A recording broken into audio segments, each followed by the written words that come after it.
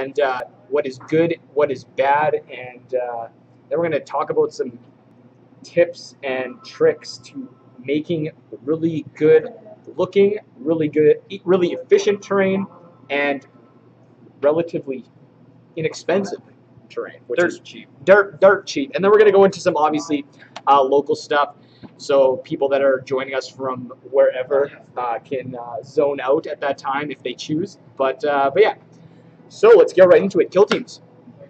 I hope it's really good, personally. I think there's a lot of positives that we're hearing about. I like the little blurbs there shooting out about all the different factions, and we're seeing really, they're showing off people's work. A lot of customization stuff, which is really cool. What do you guys think? Excited? Not excited? Going right into it hard as soon as it drops, kind of feel it out. What armies, if you choose to go into it, what are you going to go with? What are you guys feeling? John, you go ahead. I'm pumped about it. I've been watching reviews online from like Guerrilla Games or like Striking Scorpion.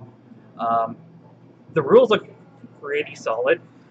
My main complaint is GW moving away from heavy customization of models, where it's like if it's not in the box, it's not an option. But other than that, like a scrimmage game, I love scrimmage games. I love more time. So something 40K related is going to be huge for me. Sure. And it's quick. I have 2 kids. Finding 2.5 hours to play a game, it's kind of tough. So if I can do it in 40 minutes, that's even better. And how many games are actually 2.5 hours? Oh, lots. Oh, you actually? Oh, you know what? I like to shoot the shit, right? So have a beer. So it's gonna take a while. So. Oh, I just meant like how many games actually finish in under 2.5 hours. Oh, very few. Yeah. Okay. There we go. There's the clarification we needed. Brenden, thoughts? I don't really have much, to be honest. I haven't paid too much attention to it. I checked out the Grey Knight one that they released on the Warhammer's Facebook page, and like I looked through the comment section to see what other people felt, and they were pretty pleased. So I was like, okay, shut that off. Don't need to read through that. I do have to agree with John. I don't like the idea that something like Kill Team, you could have so many options and make it so varied and make it a lot more fun. Like really put home emphasis on kit bashing so you can get cool weapons and stuff and load ups on your guys. You know, the whole, if it's in the box, that's what you build, and that's kind of what it is. Like, I don't like that. I like it to go back to the days where you could explore your options. You know, you take multiple kits and you can have unique weapons on your guys, you know. But I don't know. Some people will love it. Some people, it's not for them. It's just like more time. I've thought, we were talking about this beforehand, it'll be one of those things that I would play if like a bunch of guys are getting together for an evening. It's like, hey, we're gonna have a couple games of Kill Team. Come on over. It'll be chill. It'll be like that's what I would do. I wouldn't really want to drive out to somebody's place to play like a 40-minute game of Kill Team, especially if I have to drive like 20, 30 minutes or somewhere. So usually I want my bigger games of 40K. You know, maybe get in a couple, playing a couple games of Kill Team against like the exact same army, like 2 or 3 times. I get a little bored of that after a while. Yeah, that's nice that you can pack up 2 or 3 armies. That's true. You could do that and too. Just have a few games. I was actually on the opposite. I was like, man, I'm just been so busy with so many different things that like, if someone said, hey, you want to play a 45-minute game of Kill Team, I would actually be more inclined to drive somewhere, play that game, and leave because I know I can. It's easier to fit that in. You don't have to bring around a lot of stuff to carry on. You don't have to carry a lot of stuff, which is nice. It's small too, right? The board's 33 by 20 or something like that. Like you could play it on this table. Yeah, I think that's what they were going for, right? They wanted to go to a standard-sized table so they could act like, so you don't need to put 2 tables together to get the width you need. You can actually just play on a dining room table or whatever, or fold-out, which is really good. I think it is useful. I never played it back when they like released the rules, whenever it was like 6th or 7th, the first time. I know some guys who loved it, would play it all the time, and it's just like, hey, good on you, you enjoy it. But it was never really like my go-to. Not to say I would not try it, but it's definitely not something that I picked up on my radar. But I know a lot of people have, and they'll enjoy it, and that's what's most important. Like, I definitely think it's partially a stepping stone too. Like I feel all these little games are kind of, the hooks to get people into the playing. Yeah, well, let's you. And then it eventually just like, oh, I really liked you know, you get to feel out a bunch of different armies. Like, oh, I really liked how these ones play. These ones are cool. I enjoyed painting them. I enjoyed whatever facet of the hobby with this group. It's like, okay, so I'm going to keep buying those, and then it's eventually, well, now welcome to 40K. Yeah, and I think that's Well, it's great for those people that buy like maybe a box of Tack Marines and a box of Orc Boys. They can just sit down and be like, okay, like built my models, I painted them. This is like the first models I have. Like we can actually throw some dice in a regular sized game. well, those people that are Or just just like squirrely and just like can't stay focused on one thing for a long time. And, Yeah. Well, that's huge too. Sometimes an army interests you, and you're like, I really want to do something with this. Like, I want to build like a squad of Death Guard. But you don't want to hold. I don't want a whole army. I don't have time for that. Like, Yeah, but I'd I'll love buy to- a box. I'd love to build 5 Chaos Raptors. Yeah. But just 5. If only those were an option. You can only get cultists and Chaos Space Marines. Yeah, but you can make those into pretty nice Chaos Space Marines. Oh yeah, those kits are beautiful. You could definitely keep. I've been saying that for a long time. That kit is one of my all-time The favorites. Raptors? Those See, heads, I was thinking about- the heads, the claws, like Like I just got rid of So like good. all my Chaos stuff. If I was ever to get back into it, I would be doing I would just take multiple kits like the Chaos Marine ones and the Raptors and just kit bash to make like my own unique like trader chapter or something. Just to make them stand out a little bit more on the tabletop, which goes a long way. One thing I've noticed, a lot of guys aren't even using the Chaos Space Marine box anymore for their Marines. They're getting like the Mark IVs and Mark IIIs from like Calv or Prospero, and they're using those instead because truthfully, those models are dated. Like I know they updated them about 7 years ago, but The They're Chaos still- Space Marine box set. Oh man, it's that's why the it's Raptors, pretty that's why the Raptors lackluster. ones are so good because Yeah, they look- actually they're They're more up to date. Well, because they come with the Raptors sprues and the Warp Talons, so it's like you have lots of options Yeah. to build your guys. can As you get opposed the to- Chosen anymore from Dark Vengeance? Because those are beautiful models, but can you even get those anymore? Uh, They don't sell Dark Vengeance. They don't sell them. no, you have, You have to to find buy them them secondhand. secondhand. They're beautiful models, but The best damn, was they're actually expensive though. seeing armies and armies of those chosen models, and you just see the same whatever 3 or 4 poses like 20 deep, and you're just like, ugh. Well, there's people that like take those models and like convert them up, and you're looking at it, and you're like, man, it's a beautiful model. And you take a second look, and you're like, that's their Vengeance model. I'm like, how Yep. much time did that take you? Like Absolutely. dedication. So that's one thing with So going all the way back to Kill Team, that's one thing. That's one thing I know. It's Way to been- come back. I like that. I was That's like, the oh, man, one we thing gotta that I really know where that's are we? really been bugging people is that you could do the kit bash and stuff like that, but they don't give you many options in Kill Team of free units to take. So like you said, Chaos Marines. Yeah, but they and give you a lot of Cultists. options in terms of upgrades, right? Like That's you don't. true. I think you're not limited in that regard, so you can.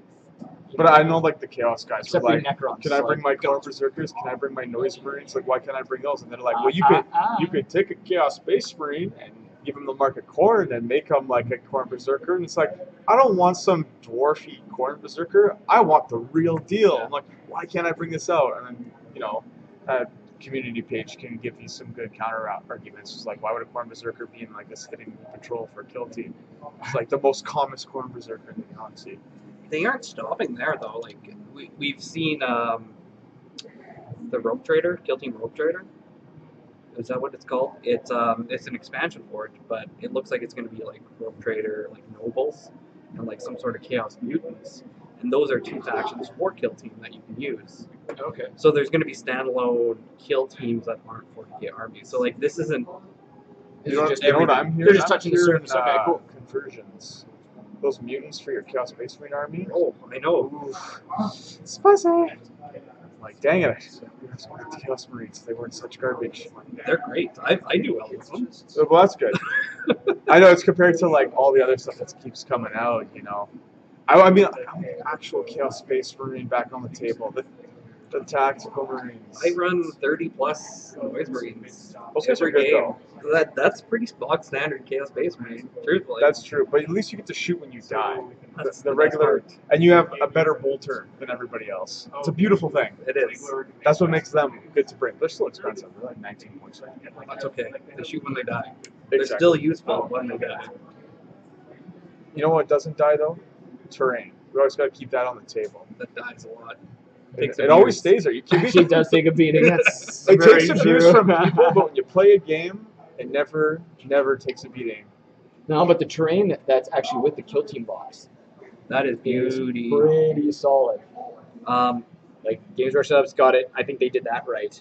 Like the bottom levels, like And it stacks too. It stacks perfectly. And I love the corner pieces. They're very reminiscent of the third edition box set.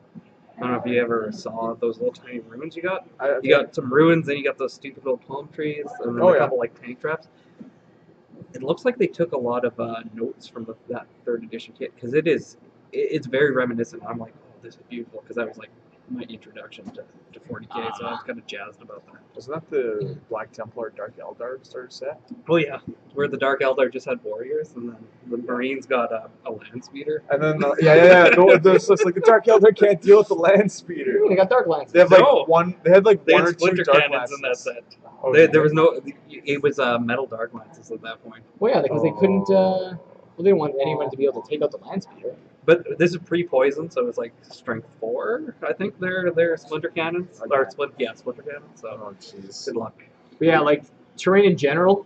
I mean, it's usually a touchy subject as far as practical versus really really looking good versus. So it's always about finding a nice balance, and I know we've got a nice mix here because I don't really play, but I have to focus a lot on terrain. Brenden plays a lot and looks at terrain from a gamer's perspective, and we got John here who does a little bit of both. So it's good. We're gonna get. I'm really excited about this portion of this show because we can actually really kind of dig deep, and hopefully people will kind of learn some stuff and kind of look at it. Hopefully we can discuss it objectively. So from my perspective, what I've actually learned more than what I believed is terrain really needs to serve a purpose. And when I say a purpose, in my opinion, it's about forging a narrative. It's about looking good with the mat on the table, with other terrain on that same table. But it also needs to be usable. And when I say usable, all terrain is technically usable, but I'm more referring to the fact that it needs to be serving a proper purpose in the game. That means like it's tall enough to block things. That means it's not questionable about whether it's area terrain or a line of sight blocking piece of terrain. It's a piece that when you look at it, when any player looks at it, they should more or less know or have the same idea of how to rule it. That's kind of how I look at terrain. What do you guys kind of look for in terrain? How do you look at it when building it, when looking at it on the table? Go. With like the advent of 8th edition, terrain's taken a real big hit or a change, I should say. It's all about line of sight blocking, which is something we didn't have for the last couple editions. Because I think 7th was really heavy on area. Yeah, and everything was area, right? Yeah. Like, so this edition we need line of sight. So a lot of that GW branded Cities of Death stuff it's nice, it's beautiful, but it's not useful anymore because you can see right through it, and if you're 10 inches behind that terrain, you're not getting a cover save. No. Like it's kind of silly how we do it, but whatever, it's a game. Let's suspend our disbelief. No. But it is what it is, right? We're playing. It's a fantasy board game in the end of the day. So They're expensive. Expensive, yes. So there's Mad Scramble, like where you see a lot of tournaments using their last edition terrain, and it's become like a shooting game army where it's I can see you. Just remove your army, which isn't fun. Truthfully, it doesn't make a great game. It doesn't make it very tactical or enjoyable for both players. Truthfully, if you're always winning, it's kind of boring, right? You're always winning. It's kind of boring. No. Fantastic. Okay, But Here we go. But the thing is like when you play a game, like it's not fun when you set up an army like you bringing out a more shooting oriented list, and you go up against somebody else who has like a melee focused list, and you're on your board, and there's like literally nothing to block line of sight. So you're like, okay, I just set up my models exactly where I stand there for the whole game, and I blow off your army. That's not fun. And people might think as a guard player you'd like that, and it's just like, no, there are certain matchups that I go up against from, like, I want to hide my Lehman Russes. I need to put this stuff, like my more important stuff, hiding. It goes both ways. Like, all shooting army doesn't just want to have a full field to shoot at. You need to hide stuff too, because when you're playing guard, I mean, I don't go first all the time. I almost never get that +1 for the roll off. So you're kind of hoping you have something that you can keep some of your vehicles alive throughout the first turn of the game, because there's a lot of things that people bring to, like, even tournaments or casual games that are good at getting rid of chafe and stuff like that. Like, I've played games where it's like first turn hits and I'm like down most of my infantry, and I'm like, oh Jesus, like, how am I going to be able to plug through? But it's because I've been able to hide things like behind the most important units behind terrain or something, that you're able to keep them alive and move them out. Because yeah, I mean, guard army is a crazy shooting army, but if you go up against another shooting army and it's just an open table, they'll just blow off your key assets right away, and you're like, okay, I'm stuck with basically nothing here. And it makes the game more interesting, and so you don't lose half your army, if not more, in the first turn, because it's not a game at that point. It's just, you're just there. John's struggling to drink this. It's okay.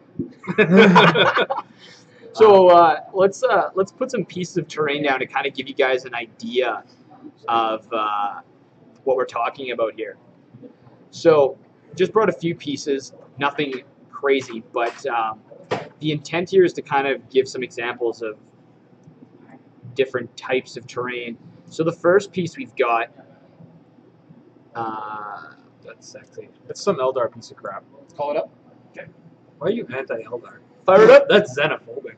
Yeah, I'm offended. Actually, let's do this. I play Imperial armies, but it goes hand in hand. So this piece of terrain, aesthetically, I would say looks really good. Yes. It's beautiful. But for an Eldar, when it comes to gameplay, I'm going to tilt this a bit so you can kind of see.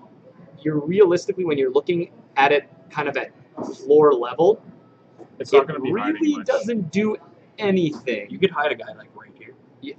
Like one right guy? here, yeah, like exactly. Exactly. Like you've got area terrain in some areas. You know, if guys are on the actual steps or in the top, but realistically, you're nothing's hidden, so everything's getting fired at, and with everything with their neg 2s and everything, it's really your +1 cover save is negligible at best. So like this piece of terrain is where I would say it looks great, it forges the narrative, but as far as gameplay goes, if you're not playing something casual or really heavily narrative based, this type of terrain kind of falls a little flat. I do know some people, if they saw us at a table, they might just say like the whole base of this is like line of sight blocking terrain. So you just kind of like measure from like the base up at certain parts. So like even 6 inches up or something. Like yeah. Like even this area here, they'll say like, oh, you know, if you've got a guy there, like you can't see it. But that's kind of like the hard part, and I find about when you say terrain like blocks line of sight, it's just, you know, you could catch a guy's arm like out to here type thing. Right. It's just like, and so I can shoot at him, and they're like, oh no, like we said this was line of sight. Right, like, and that's what I meant, like during a game, to avoid killing more time with confusion and debates like that. If you can try and get terrain that both players can look at a piece and say basically assume the same thing before even saying anything out loud, you're way further ahead. Oh yeah, you gotta establish that before you start. Because you are supposed to establish those things beforehand. So if there's any question, it's like you can't just be halfway through and be like, oh, I just assumed. It's like But so like yeah, this piece great looking. You know, you can still even get better as far as how it looks, but as far as, you know, hiding anything behind it or actually utilizing it in gameplay, it's tough. It's really tough. So let's move this one. Let's go to. So here's a second one. So this is a very heavy 7th edition piece that we're going to drop on the table for you guys. Yeah. So like now this kind of terrain is going to be exceptional for Age of Sigmar. Yes. But for 40K, not so much anymore. So this is basically area terrain. Back in the day. Obviously, you can have multiples of this and interlock them to make it larger. The nice thing about this is it's a very workable piece. It looks great, And if you're worried about models being on the footprint, you can actually move the trees off, so you have a representation of your area terrain still in play. And then as things move, you can toss those back, to forge that hard narrative. Area terrain is still very valid in 8th, just not as useful. But yeah, anything to add to this? Like, I'm just kind of. Well, like you said, it's good in 7th, but I mean, this could be a piece of terrain that you just have somewhere like off to the side on your table, like just an extra piece to, include, so you can have guys sit on there and get a +1 save. Like, you don't need to have line of sight blocking. Like, not all your terrain needs to be line of sight blocking on the table, but it's good to have some solid pieces. That could just be like a one-off one, about maybe on the right-hand side, midway through the table. It'd just be nice to have a couple of those on there, just to be there. Oh yeah, absolutely. But yeah, if your whole deployment zone or something was made up of that terrain. Oh yeah, see, like you could not. Like that's exactly. You could never put just this stuff on the table. Like that'd be suicide. All right, absolutely. So yeah, let's go to. So we're gonna go to our third piece. Ready, main camp. Take main camp. I was gonna say. I was gonna make a joke about the Vegas. Oh, the not Vegas. Sorry, London. The London GT on this one, but no. It's a premium one. Which is crazy because when we start talking about this type of terrain, let's say, you guys can see this properly, yeah. So we've got. It was interesting because despite the fact that the Vegas terrain wasn't painted and it looked pretty shoddy, like we talked about earlier, it really did serve its purpose. Like, it was line of sight blocking, it was usable, there was no disputes realistically on what each piece did as far as gameplay went. So I think that was a good thing. Yeah, did they fall short? Sure, but whatever. That's been a discussion that's gone on far too long. But anyway, back to this bad boy. So this is terrain, obviously not painted. The beautiful part about this terrain is your mats. You can paint this type of stuff, build it up, paint it to suit any mat. Yes. So like I know John in the past I've talked to him and be like, hey, I need enough done for a lava table. So what did John do? Mostly blacks, grays, put a few little magma pools kind of up on the tops of certain pieces, and boom, it was ready for a lava mat. And we could do that realistically for forest or whatever else we had, swamp, plains, etc., etc. So this type of stuff is great. Not to mention, John, free. I'm an electrician, so I'm at construction sites and whatnot, and Fabio works in industry as well. You find this just sitting in the corners, and you're the weird guy on the job site getting all the garbage. And I'm like, what are you doing with that? It's like, don't worry about it. Don't worry about it. Yeah. Remember? So what was it? It was a few months ago. This is winter. It was winter. So like we were February. About February. So I was doing a big hotel project, and there was like sheets of foam that were like 4 inches, 6 inches. Yeah. So I got, 5 or 6 garbage bags, like heavy duty industrial garbage bags full of foam. And I was like, I have a sports car, so I have no space in it. You got like a bag in there. We had stuff like 2 bags in the back and one in my passenger seat. It was good, but I was like, oh my god, what am I going to do with all this foam? And then call John. It's like, John, I pull up in my little work van. Just start loading all this stuff in. Drive, start the car. We're very lucky here. I don't know if we have viewers from like the south or something, but to find like 6-inch stuff like this thick is very common here. I know if you're going to like the southern states, yeah, they don't need it. You don't need it. Here, where we die at like -40, we need it. For us, truthfully, it's hard to find the thin stuff. Like 1 inch is actually kind of hard to find. You're finding bigger, like 2-inch or whatever, but it's all good, especially if you're making kills. Yeah. This stuff is also great for just scoring. I've made brick walls out of it where you can score lines with a ruler, and then you take a stone and you just roll the stone over top of it. It gives this stone texture to it, and you've already put these lines in it, and it makes a brick wall effect. It's pretty sweet. I've made a Blood Bowl table like this for my AFC game, which is now like negated because they've changed The dimensions of the. Yeah, well, they changed it, right? Now, they were all on 25 mils before, but now they're on 32, so it's kind of just but whatever. Do it again. Yeah, there's another one. So yeah, like others like this is literally foam and wood glue. Yep. And and a Dremel making the little slits in the terrain. You could do a steak knife. I have a one of those heat cutters, which is phenomenal. You can usually find them in places. I found mine locally, luckily. The place that had them in stock is no. They sell LARPing equipment only now, so yeah. So like you can't get it there anymore. So what other stuff do you like? I know for myself, like I look for cutoffs of plumbing pipes. I look for actually a lot of electrical wires, like the little cuts, because then you can just kind of stuff to add to give depth to your terrain. I look for go ahead. I'm lost for it. What else? Plumbing pipes are great too. Another good thing, I always raid the dollar store. The dollar store has such great stuff there. Right now, they have these action figures called dwarves, and they're dwarves. So I picked up like 12 of them for AOS terrain. You just gotta keep your mind open. Like, it's a lot of garbage. Like, you don't need to go out and buy $100 kits of terrain. They're beautiful, but you don't need that. Like, I just find garbage and glue stuff onto it. Boxes are great. Boxes are great for line of sight as well. I've built a couple large buildings of just gluing random extra stuff from sprues from models, like the guard tank upgrade. It's got all like little jerry cans, crates. Also purchased a lot of stuff from First Start. It's they sell molds.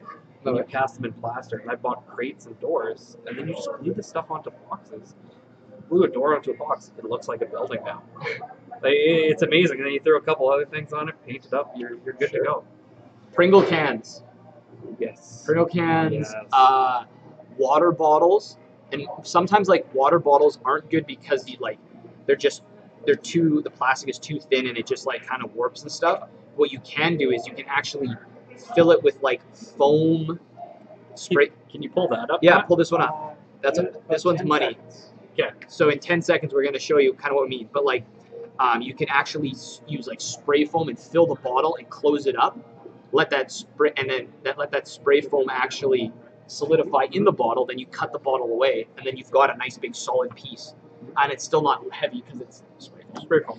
And you don't need to put a lot because it expands. So you can actually do quite a bit of it. Gatorade bottles I find are really good. Yep. It's on perfect. Boom. So take it away. This is me in my basement. The bottom layer is just blue foam. Just cut it up, kind of made a base for it, the whole thing. And then I glued random, you can see a Pringles can.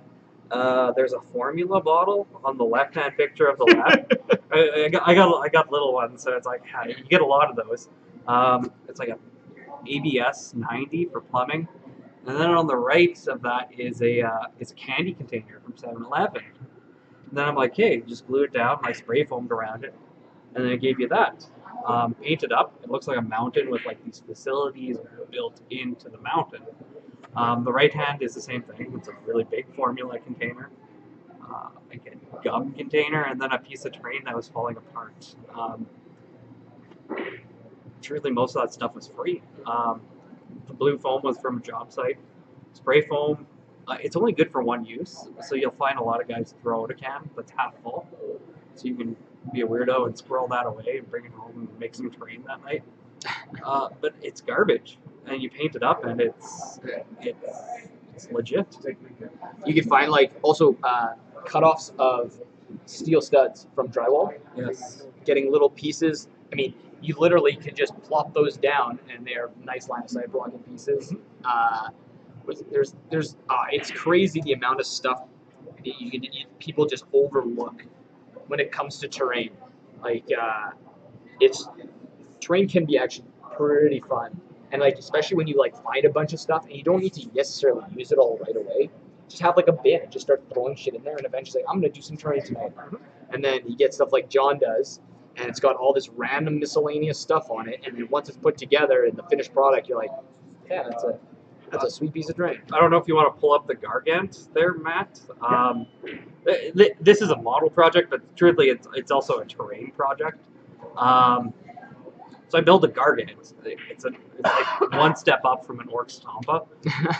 And it's made of garbage. Truthfully, the head there. How appropriate. Yeah, the head there was a Chinese food container and a lip of like blue foam. I had a bunch of plastic card and cardboard sitting around. Cut up some teeth, made some eyebrows there. If you're looking at the completed model on the right, his belly gun is just copper pipes from a job site, garbage. The gun. Worth more in scrap. Yeah, probably. The gun is from Dollarama. It was like a kid's gun, so I'm like, I cut it up, threw it on his arm, and then his hammer is a big piece of foam. It's a Gargant. It's He's literally going clubbing. Yeah, nice. But this is all just garbage. Like truly, there is less than $10 worth of material on that thing, and I built myself a Titan. It's amazing what paint will do. Yeah. Yep. No doubt.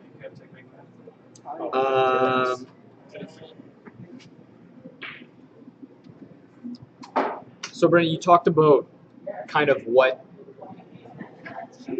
you expected to see on the board as far as functionality goes, but is that all you look for when you walk up to a table? No, not necessarily. I'm also big in the lore, so I do like to have a table that looks like what's supposed to match in the background. Pretty unique tables. I think most of my games I've played have been on like a ruin-centric table using either the GW stuff or regular. And no, it's fine. It does a job. But sometimes you like a little bit more variety too.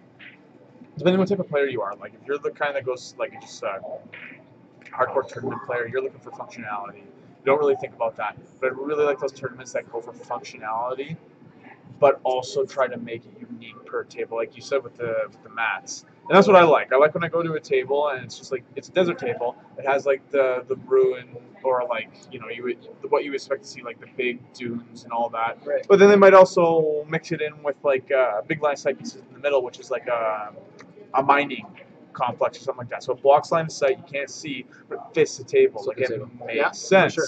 Like you were talking about ruined buildings. I went to a local craft store and they had just boxes, like these gift boxes for whatever. And I'm like, these would make great terrain pieces. So I don't know if Matt can bring them up right now. I built completed buildings because you never see completed buildings in game. Very true. So these are just craft boxes. Per start, again, phenomenal. They make molds and you cast them. There's some piping there. Little containers from like small Pringles can. I was gonna say that one on the left hand side. I swear that's a Pringles can that you've used for the exhaust. Oh yeah. Ladders. There's a couple ABS pieces of plumbing there. Posters. Posters are huge. They add such a little. Oh, little I've seen nuance. people. Yeah, like they have like the guard posters. Yeah. Like the classic one where it's like a guy. It's like a World War II propaganda one. It's like the 4 things that you The need, propaganda but they've poses used, are so like, slick. yeah, they've made them like 40K related. It's like it's actually pretty. And you can buy them online, print them out, and then just glue them on things. It's the little nuances to terrain that really add a lot. And truly, Make them unique. yeah, make them unique, exactly. And it tells the story of like this is still a habitable planet. It's not just a bog standard ruined planet. I know. It seems to be what it is. Every planet you go to, it's in ruins. It's just like Well, think about it. How many wars have been waged on that table, even during that event? At least 3 games. That's 6 different armies thumping around on it. That's true. And most of them are guards. See how many mortars are dropping. But these pieces are also huge. You can hide like knights behind these things, Which is actually something that isn't done nearly enough. no Like you have pieces that can maybe hide a tank, But anything higher or taller than that, it's like, nope. That's one thing I have to say. Like a lot of the terrain I've seen in events, just in general, it's really hard for me to hide my Lehman Russes. And it's like people always think, oh, you want to put them out in the field? It's like, no, because I don't want all his anti-tank to start hitting my guys. I want to hide them. But it's like, yeah, it's so hard to like try to fit it somewhere where it's like somebody can't see it completely, because there's always like, I don't know, they're designed to hide infantry, but never a vehicle, especially something as big as a knight. Like that thing's always going to be visible, and it always seems like you can get first turn shots off on it immediately. Just kind of like why you don't really see them much. New Knight Codex, though, people might just in all armies, but hey, whatever. The only terrain I've ever built was actually just for my own display board that I've had. And it's display board. I love that. Do we have a picture of that display board? With like the barn, do we have a picture of your display board anywhere? I don't know. You might have it with my army on it, but basically, I was. Never mind, don't worry about it. So these guys are talking about like, oh, you just pick up miscellaneous crap that you find, and I'm just like, yeah, that's really smart. I'm like, wait, hold on, I did that once. I worked part time at an LC, and one of the boxes of Argentinian wine they used styrofoam instead of cardboard to pack it. It was a 6-pack, and I looked at that one day, and I'm like, you know what that looks like? That looks like it could be a trench line. And so I took that thing out. I walked out of the store. People were like, why are you taking the foam home? And it's just like, it's a hobby thing. And so I went home.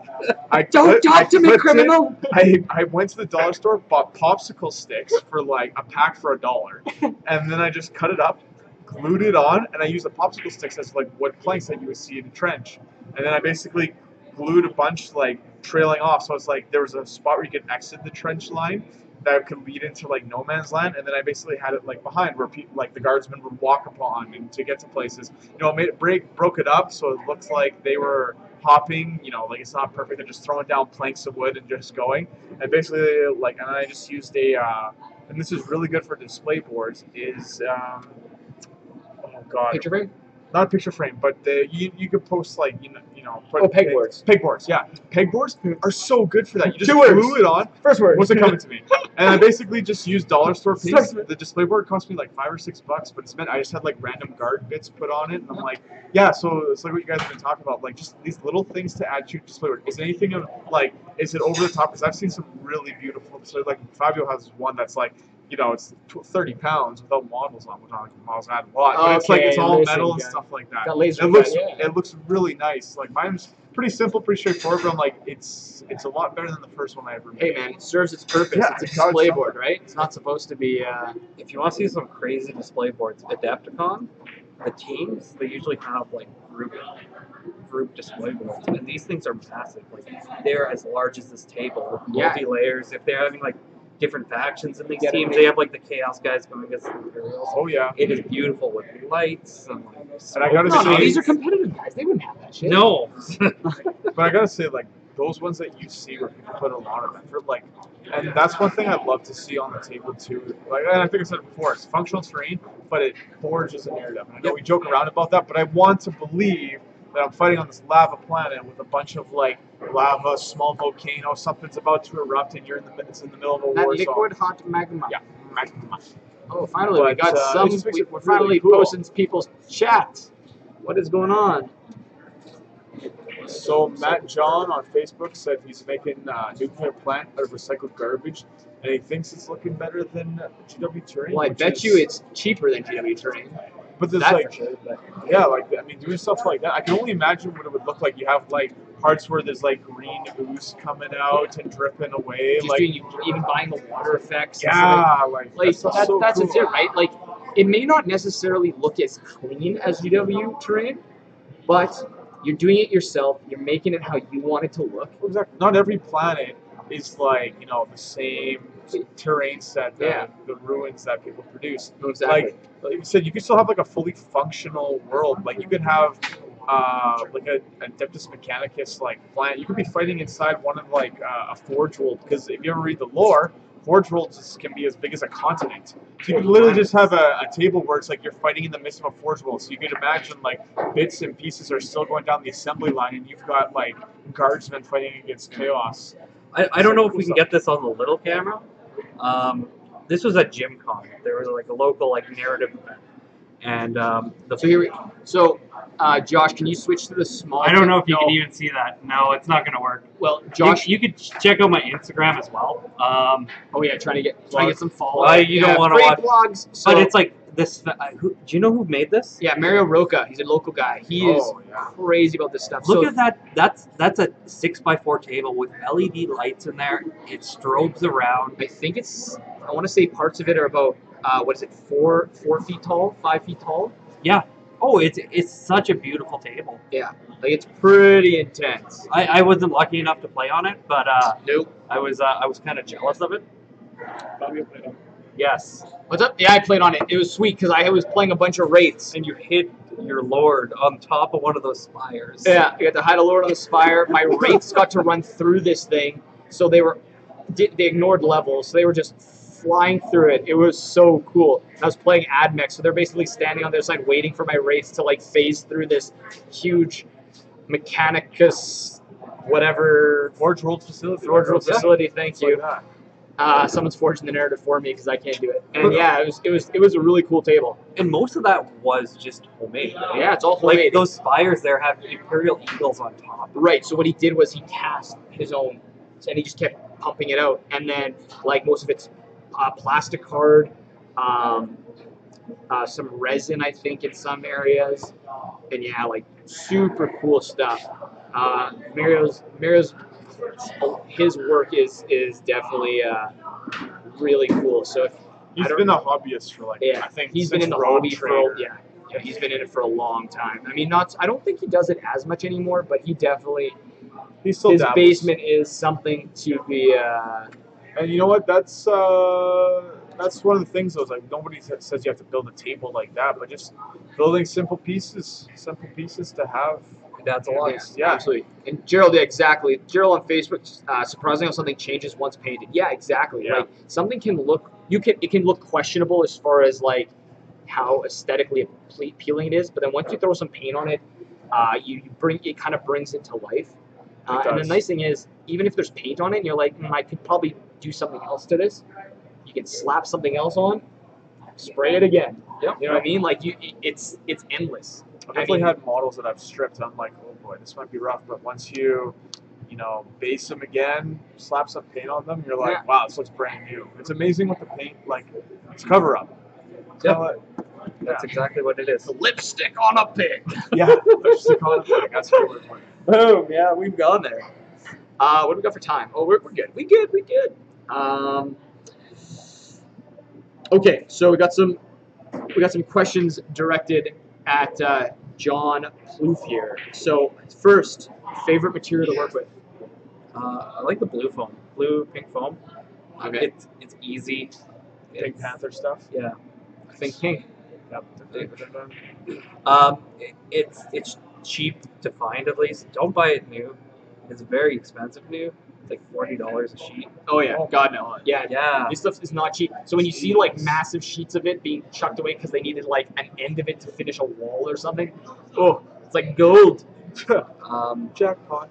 You can make brick walls out of it. Just YouTube videos of like terrain builders. There's a guy out of Ten Loops, I think. I forget his name. He does these awesome tutorials. I don't even think he played 40K. He just sat in his garage and like Built terrain. Probably smoked a lot of dope and built terrain. Well, it's legal out there, right? Almost. Almost. All right. Which doesn't sound like a bad evening. I don't know. All right. So Radio Phage, I guess, on Twitch. What's some advice that you wish you heard when you were first starting to build terrain? Don't use the white styrofoam. You know that white styrofoam that just like flakes and Yeah. into those little bubbles. I remember being 13 and trying to like build Terrain stuff out of that, and it doesn't last. It falls apart when you touch it. It doesn't hold paint well. It's all around Yeah. Just garbage. not good. And once you build your terrain, it just continues to flake. Yep. Like it never. I would probably say don't be quick to start spending lots of money to get terrain. Like, like John said, surf around, see what other people are using, and start, being more critical of your recycling, stuff that you have easy access to. And I mean, you can even walk to job sites, like construction sites. I mean, realistically, most sites have extra hard hats and stuff like that. And you can say, hey, like towards the end of the day when people are packing up, do you mind if I go clean up some garbage? Give me a garbage bag, and you just walk around and pick up stuff on the ground. Like it's that easy. Or So even just hang out outside. Like truthfully, that stuff blows away. You'll find it like around the fence and just grab some and whatever. yeah, Like, it's garbage. Make sure it is garbage. Yeah. Like don't be taking full lengths of pipe, full things of insulation. full copper. Because that's how you get somebody to Yeah, you get in trouble for that. That's no bueno. But yeah, it's that simple. So I would say the first thing for sure is it's like, oh my god, I need terrain. Oh my god, I need to spend mass amounts of money to do this. No, definitely do not do that. It's honestly the thing you have to spend money on is like the glue. Yeah. Your adhesive and your spray paint, and that's really it. And even that you can buy the cheap stuff. Go to Walmart for the spray paint. Yeah, Lots of absolutely. cheap stuff there. No, I wouldn't use GW brand spray paint. No, I would buy. That's another, That's tip. super Don't use important. GW. When I built my display board, I used the Dollarama. Dollarama paint. Krylon Special, Yeah. matte black. Seriously. You know what I'll do? I'll use the rattle can for like the base coat, but I will highlight with like a nicer paint because you don't use a ton of it. No. I'll just throw it in my airbrush, quick, like you're done. Little highlight. Yeah. Oh no, highlights. Yeah, I definitely do the same. I use an airbrush. But don't be using GW. No, $20 to a can paint to like a building. Oof. You'll be very poor very quickly. Yeah. Yeah. I think money is the biggest thing. Like it's the biggest deterrent when building terrain. I think it's very off-putting to think about how much you have to spend on terrain. Especially this piece right here. Which Yeah, you, like this you is bought from probably a company. $50. So this here, this is all bought as well. Oh, can we switch to the other cam? The Tiny can. Can we switch to cam 2, please? Yeah. Oh, Shrek got muted. What? No. So this piece here is probably, I want to say, close to $50. And a pain in the ass. And a pain in the ass to build, and like we said earlier, not ideal in most scenarios. This terrain, so I bought the trees online. I got 80 to 100 trees in a bag for $1.50, and the wood was from one of our sponsors. What's it called? Oh my God, Northern Lights. Thank you. Wow. Yeah, Northern Lights Terrain. I was thinking of the old name. Northern Lights Terrain. Oops, sorry, we gotta drop this down a little bit. And basically, he cut this all custom for me, and these are maybe a couple bucks to $5 per platform, or I can't remember how many in bulk we got, but I got a lot. So, and then otherwise, it's like rock is from like getting a bag of sand from Home Depot for like $5, and I think it's like 10 pounds of sand. Or And just go to a park. just go to a park, yeah. Just get a handful and run away. And then this piece, which is the no stuff one's there. most people like, this was maybe $1.50, and that's not even. It's like in glue. Otherwise, realistically, all this was free. Crazy. So $50 for this one, And not really usable. and not really usable. Call it $1.50 for this whole thing to be from start to finish. AOS terrain. AOS terrain, great, but $1.50 and a lot more time, but it looks really good. So stuff like this is nice accent pieces on tables, I will admit. And this is like free. Or truly, this is great for AOS.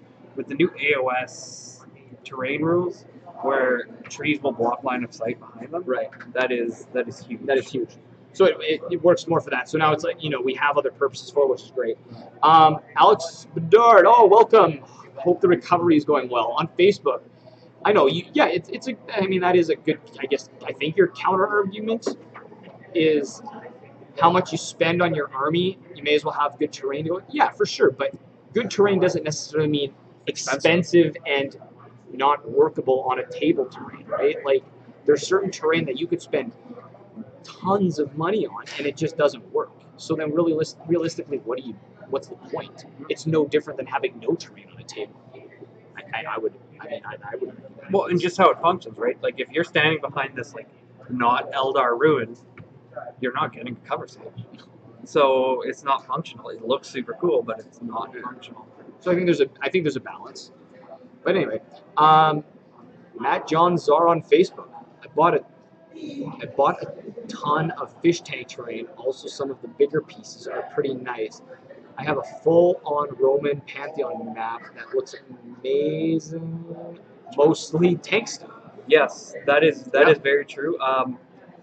That stuff can be expensive. Wait till it goes on sale, because they'll go on sale and get it dirt cheap. A guy from my local gaming group, the RPC, has a whole jungle table. Another free plug, you RPC, it's the premier gaming group in the city. He has a whole table. It's like jungle themed Aztec ruins. It's so cool, and he spent like under $100 on all his terrain. And actually, a guy, Kevin Nelson, another local guy, he used to bring a table out of the same thing. It was all like from fish tanks and stuff, and it was a huge jungle terrain. It was really cool. But yeah, so yeah, there's so many options out there, and honestly, if you can find stuff cheap, pick it up. Like it is worth it every time. Worth it every time. Toys at the dollar store, toys at like any discount. Go to store. honestly garage sales. Yeah, garage sales. I don't know where everyone is from, but garage sales are big here in the summer, and the amount of stuff you can pick up at garage sales for dirt cheap that serves those purposes. Sometimes it's sad cutting up like somebody's childhood toy. Like I'd love to get like a Turtles Technodrome for terrain, but like I'd feel bad. Dude, those things are worth so much. Oh, that's it too. Just sell it so you can buy even more terrain. Yeah, there we go. Okay, so, but yeah, so that's kind of our thoughts on terrain. I don't, anything else to add? We kind of. No, just keep your eyes open and your mind open when you're looking for stuff. Yeah, because it's the little details. Look for big pieces. It's anything can be made into terrain. And it's not always about just one piece being a piece of terrain, right? Like you saw with John's stuff, it was multiple things from opposite ends of the spectrum: baby formula, candy, and construction material put together, and it produced something that on a table, once painted, looks perfect. So anyway, so we're gonna go to our local plugs. We've got some updates for things that are happening. Brenden, why don't you've been a little quiet, you're yawning over there. Brendan's not a big terrain guy, he's a player, so like, you know, I like nice terrain, but I don't have any space to build the table, so terrain is not on my mind. No, for sure. So first up, we have Open Gaming Tuesday, August 7th again. Right here at PvP. Which is also segueing into the Call of Eternity Round 2 begins. So I think most people got their games done. I did see that Dave posted that some people still haven't got their first round mission. I think the reason he went with lower point amount is so the games can get done relatively quickly, maybe an hour and a half, 2 hours tops. Yeah. So guys, please get your games in for round I know, one. bad. Mine's tomorrow. There we go. I mean, it's better late than never. Hey man, it's just no time. No time lately, unfortunately. We have the Highlander coming up at the end of August. The exact date is when, sorry? The 25th. Well, we got the Highlander coming up, so hopefully everybody's getting their armies ready. Quickly checking the date. I think it's the 25th. August 25th. So make sure you check the last Saturday of the month. Make sure you check out your list. Check out the Highlander rules. Keep checking the site. If you guys have questions, make sure to not wait. If you have models that are converted, make sure to send those over to us right away so we can review them. Close her out. Yeah, and let's get to the close. So we're gonna have Brenden run through the left side, and John is gonna run down the right side of our sponsors. Sweet. So we've got Hidden City Comics, PvP Cyber Lounge, where we host all of our content. Open Gaming and all of our Dusty Aspects. Dusty Aspects, thank you. Yeah. I lost it there for a second. On Call Solutions and aybonline.com. And there's also Battle Foam. Great army transports. Highly recommended. Game night. Great local game store. Lots of D&D stuff. lots of painting materials, phenomenal guys. Yeah. Northern Lights Terrain, Byron, he makes great stuff. I just picked up a bunch of movement trays. Oh yeah, that's right. I saw For, that. for my Beastman in the AOS. Then I want that stuff in Branden. Branden, yeah. Big City Branden. Big City Branden. So the guys out in Branden, they're getting on board too, which is really cool. So guys, thanks for another jam-packed episode. Hope you guys enjoyed it. Make sure to follow us on Twitch. We are on Facebook, but I would encourage you to go to Twitch because we will slowly shift all of our online content to our Twitch page because we're going to start looking at doing battle ports and other cool stuff. So definitely you won't want to miss that. So make sure to follow us on Twitch. And yeah, that's kind of it. Gentlemen, Let's wrap it up. let's wrap it up, Brenden. Here we go. Close it out. Oh, I forgot my closeout line. Can you Thank close this God. We're going to go with out? Book here. have fun, guys. And remember, if you're not rolling ones, you're cheating. Thanks.